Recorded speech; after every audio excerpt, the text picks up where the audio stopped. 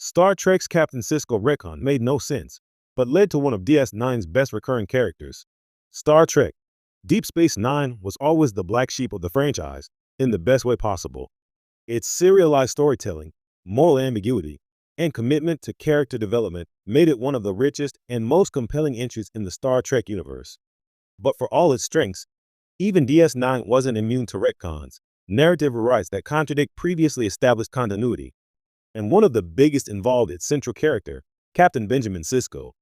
The retcon in question didn't just adjust Sisko's background, it completely redefined his very nature. What began as a story about a Starfleet officer recovering from personal loss became something much more mythic and mysterious. In Season 7, DS9 revealed that Sisko wasn't just the emissary to the Byron prophets, he was literally their child. The woman he thought was his mother, Sarah Sisko, turned out to be possessed by a prophet so she could conceive him. That twist changed everything we thought we knew about Benjamin Sisko, and while it left fans scratching their heads, it had one major upside. It paved the way for one of DS9's best recurring characters, Sarah Sisko herself. The retcon that made fans go, "Wait, what?" From DS9's first episode, Sisko was thrust into a spiritual role as the emissary of the prophets, a position that he and Starfleet struggled to reconcile with his duties as a Starfleet officer. Initially, this dynamic was about belief versus reason, with Sisko caught in the middle. But over time, DS9 leaned into the idea that Sisko's role wasn't just symbolic. The prophets had a purpose for him, and they'd been manipulating events in his life long before he arrived at the wormhole. In Season 7's Image in the Sand and Shadows and Symbols, Sisko's search for his mother leads to the stunning revelation that Sarah Sisko was possessed by a prophet. She left Joseph Sisko and vanished shortly after Benjamin's birth, her mission complete. Years later, she died in a car accident.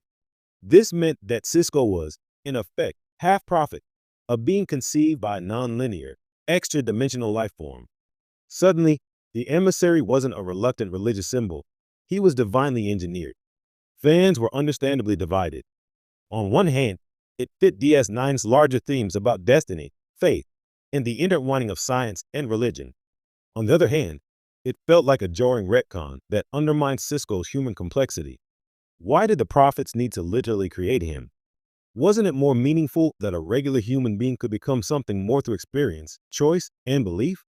But then came Sarah Sisko. The narrative twist might have been clunky, but it opened the door to a fascinating new character. Sarah Sisko, the biological mother Benjamin never really knew. Played with eerie grace by Deborah Lacey, Sarah appears to Sisko in visions and prophetic episodes, serving as both a comforting maternal figure and an enigmatic representative of the prophets. What made Sarah compelling wasn't just her connection to Sisko, but the way she embodied DS9's ongoing spiritual struggle. She wasn't just a mother, she was a paradox. Was she Sarah the woman, or the prophet who wore her body? Was her love for Joseph and Ben real, or merely a facade to complete a celestial mission? These questions added emotional weight to her appearances and helped personify the mysterious intentions of the prophets. In her limited screen time, Sarah became a symbol of the very duality DS9 thrived on: love and manipulation, choice and destiny, humanity and the divine. Through her, Sisko's connection to the prophets wasn't just a title, it was family. And that made the stakes of his journey even higher. The payoff in What You Leave Behind. By the time DS9 reached its series finale, Sisko's arc had transformed from a story of grief and healing into one of cosmic significance. His final battle with the Paw-Wraith-possessed Gold Ducat ended with him sacrificing himself, disappearing into the Celestial Temple to fulfill his destiny as the emissary. When he briefly appears to his pregnant wife Cassidy Yates in a vision, he reassures her that he will return in a year, or maybe yesterday. It's a bittersweet ending, but one that only works because of the groundwork laid by the Sarah Sisko retcon. Without the revelation that he is part prophet, Sisko's final ascension might have felt too abstract or disconnected. Instead, it becomes the inevitable culmination of a divine plan that began with Sarah, a woman whose identity blurred the lines between humanity and godhood. A controversial rewrite that gave DS9 its heart. At face value, the Sisko retcon was a risky,